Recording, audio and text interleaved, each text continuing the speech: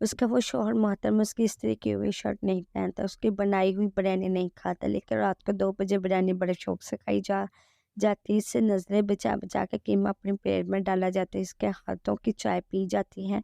کب تک بچائیں گے اب شہرو بابو؟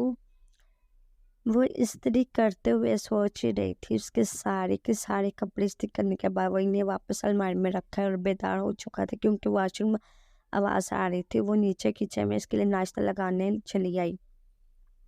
واش روم سے نکل کر اس نے الماری کھولی اور ایک شرٹ نکال کر پہننے لگا، تب اسے احساس ہوا یہ لڑکی نے استری کی۔ اس نے ایک اور شرٹ نکالی، وہ بھی استری شدہ ملی، پھر تیسری چوتھی، حالانکہ اس کے سارے کپڑے استری ہو چکے تھے۔ اسے تھوڑا غصہ بھی آیا، حیرت بھی ہوئی، جانے کب اٹھ گئے اس نے یہ سارے کپڑے استری کیے، لیکن وہ بھی ایک نمبر کا ضدی تھا۔ اس نے وہی پرانی شرٹ پہن لی جو اس نے کل پہنی ہوئی تھی، اور جب سیڑھیاں اتر کر نیچے جا رہا تھا تو اس نے دیکھا وہ اسے غور سے دیکھ رہی ہے، اور نہ صرف دیکھ رہی ہے بلکہ مسکراہٹ ضبط کرنے کے لیے منہ پر ہاتھ رکھے ہوئے وہ قطعی طور پر اسے نظر انداز کرتا ہوا کھانے کے ٹیبل پہ جا کر بیٹھ گیا۔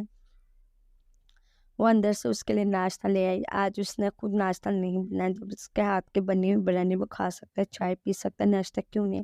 وہ ناشتہ رکھ کے اندر چلے گئی، جبکہ وہ آرام سے ناشتہ کرنے لگا۔ ناشتے کے بعد وہ آفس کے لیے نکل گیا، جبکہ وہ ٹیبل پر سے برتن سمیٹنے لگی۔ سارے کام مکمل کرنے کے بعد اس نے ڈرتے ڈرتے ٹی وی آن کیا۔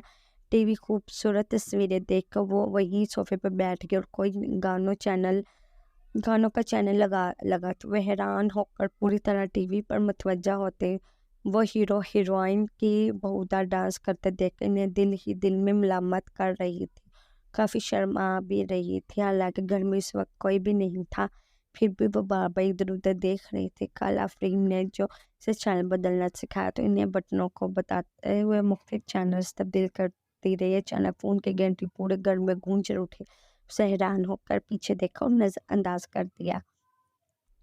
ٹرن ٹرن ٹرن ایک بار گھنٹی سنائی دی۔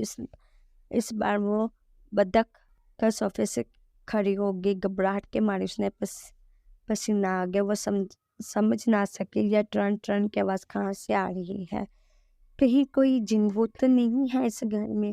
وہ ڈرتے ڈرتے ادھر ادھر دیکھ ہی رہی تھی۔ گھنٹی ایک بار پھر سنائی دی، اب کے بعد چینک مار کر پیچھے ہٹی۔ گھنٹی مسلسل بجتی جا رہی تھی۔ اس نے آواز کا تعاقب کرنے کی کوشش کی، تب اس سے پتہ چلا گھنٹی کی آواز اس چھوٹے سے ڈبے سے آ رہی ہے۔ کچھ سوچنے پر اسے یاد آیا ایسا ہی ایک ڈبہ اس کی سہیلی نجمہ کے گھر تھا، جس سے وہ اپنے ابو جی سعودی عرب میں تھے، ان سے بات کرتی تھی، لیکن اس سے بات کیسے ہوتی ہے وہ سوچ رہی، جبکہ گھنٹی بجی جا رہی تھی۔ اس نے درود پاک کا ورد کرتے ہوئے اسے چھوٹی چیز کو اٹھا ہی لیا اور اس کے اوپر رکھا، تب اسے آواز سنائی دی، ہیلو ہیلو، کوئی ہے، بات کرو۔ وہ اس آواز کو پہچان گیا، آفرین کی آواز تھی۔ اس نے کچھ کہنا چاہا، جبکہ وہ اس کی بات کاٹ کر بولا، سنو، شام کو میرے آفس کے کچھ دوست کھانے پہ آ رہے ہیں، ہوٹلوں کا کھانا وہ نہیں کھاتے، اگر تم بنا سکو تو۔ جی ہم بنا دیں گے، وہ جلدی۔ وہ ٹھیک ہے، میں بھی جلدی آ جاؤں گی، جو سامان ختم ہو جائے گا وہ بتا، میں آتے وقت لے آؤں گا۔ اس نے سامان جو ختم ہو گیا وہ اسے بتایا، اور آخر میں جب وہ پوچھنے لگا تو وہ کچھ نہیں تھا، وہ بولی، جی وہ ٹی وی بند کیسے ہوتا ہے؟ اس نے چلا تو لیا، اب اسے بند کرنے کا نہیں پتا، کل بھی اس نے نہیں پوچھا تھا۔ اسی بٹن سے جس سے تم نے آن کیا، اس نے سنجیدگی سے کہہ کر فون کٹ کر دیا۔ اس نے بھی وہ چیز دوبارہ اپنی جگہ پر رکھ دی۔ اس نے ویسے تو اس کی آواز ہمیشہ سے پسند تھی، لیکن فون پر اس کی آواز سے ہمیشہ سے بھی زیادہ اچھی لگی، اور اس کی اس طرح سے کھانا بنانے کا کہنا، یہ بات بھی اس سے اچھی لگی۔ ٹی وی بند کر کے وہ سیدھا کچن میں گھس گئی اور سامان چیک کرنے لگی اور اپنی ضرورت کا تمام اشیاء کرنے لگی۔ کوئی مہمان پہلی بار گھر آ رہا تھا، اس لیے وہ کوئی بھی کمی چھوڑنا نہیں چاہتی تھی۔ اس نے سامان استعمال کرنے کے لیے علیحدہ کر کے رکھ دیا۔ اسے مسجد میں اذان کی آواز سنائی دی، سارے کام چھوڑ کر وہ نماز ادا کرنے اپنے کمرے میں چلے گئی۔ وہ نماز کو اپنی ہر ضروری سے ضروری کام پر ترجیح دیتی۔ اس کے ماموں نے بچپن میں ہی ایک بات سکھائی تھی، وہ جسے گھانٹ باندھ کر محفوظ کر لی۔ ہم انسان بھی بہت عجیب ہوتے ہیں، کامیابی کو ہر جگہ ڈھونڈتے ہیں، حالانکہ ہمیں دن میں 10-12 بجے حی علی الفلاح، حی علی الفلاح، آؤ کامیابی کی طرف، آؤ کامیابی کی طرف۔ ہم اس آواز کو ہمیشہ نظر انداز کر دیتے ہیں۔ ہم اپنے 24 گھنٹوں پر مشتمل طویل دن میں سے صرف 1 گھنٹہ بھی خدا کو نہیں دے سکتے۔ جو ہمیں اتنا کچھ دیتا ہے وہ ہمیں نماز کی طرف بلاتا ہے، ہم انکار کر دیتے ہیں۔ اور اس کی رحمت تو دیکھو، وہ پھر بھی ہمیں کھانا دیتا ہے، ہماری ضروریات پوری کرتا ہے۔ اگر وہ ہم سے کہ آج تو آپ نے نماز نہیں پڑھی، آج آپ کو کھانا کیوں دوں، لیکن وہ ایسا نہیں کرتا، کیونکہ دنیا کی سب سے بڑی کتاب میں 99 ناموں میں سے ایک نام رحمان بھی ہے۔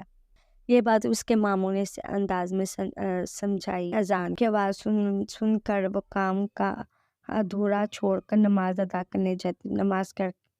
نماز ادا کر کے جب وہ ایک پھر کچن میں آئی، وہ الماری میں سے خوبصورت برتن بھی نکالنے لگی۔ اپنی طرف سے وہ جتنا سمجھ سکتی تھی اتنا کرنے لگی۔ اسے دروازہ کھولنے کی آواز سنائی دی۔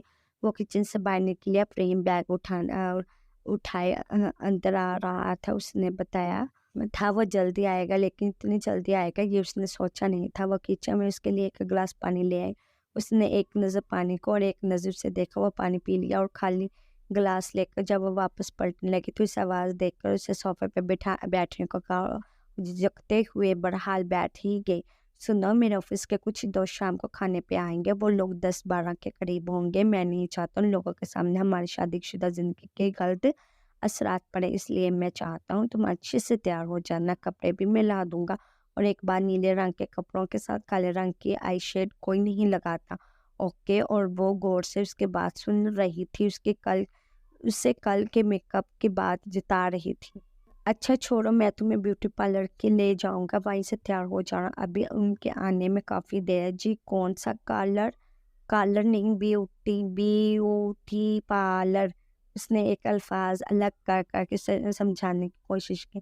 بیوٹی پارلر جی، اس نے سوالی انداز میں پوچھا، جبکہ اسے زور سے اپنے ماتھے پر ہاتھ مارا۔ بیٹی نہیں، بیوٹی۔ اچھا چھوڑو اس بات کو، تم ان لوگوں کے سامنے کوئی بات نہیں کرو گی، اوکے؟ اگر تم بات کرو گی تو انہیں پتہ چلے گا کہ تم ان پڑھ ہو۔ سلام دعا کے علاوہ اور کوئی بھی بات نہیں کرو گی تم، اور سلام دعا بھی مدھم آہستہ آواز میں کرنا، ویسے نہیں جیسے فون پہ چلا کر بات کر رہی تھی۔ کوئی بہرا نہیں ہوتا، اوکے؟ اس نے اپنی گردن ہلائی۔ اور اتنے لوگوں کو کھانا بنا لو گی؟ جی ہم بنا لیں گے، ٹھیک ہے؟ تم ابھی سے تیاری شروع کرو، کیونکہ وقت بہت کم ہے اور بعد میں بیوٹی پارلر بھی جانا ہے، اوکے؟ وہ حکم صدا کر کے کمرے میں فریش ہونے چلا گیا۔ وہ بھاگتے ہوئے کچن میں چلے گی۔ اس کے پاس جناب کے کہی ہوئی کسی بات کو بھی سوچنے کا وقت ہی نہیں تھا۔ جلدی وہ ہاتھ چلانے لگی۔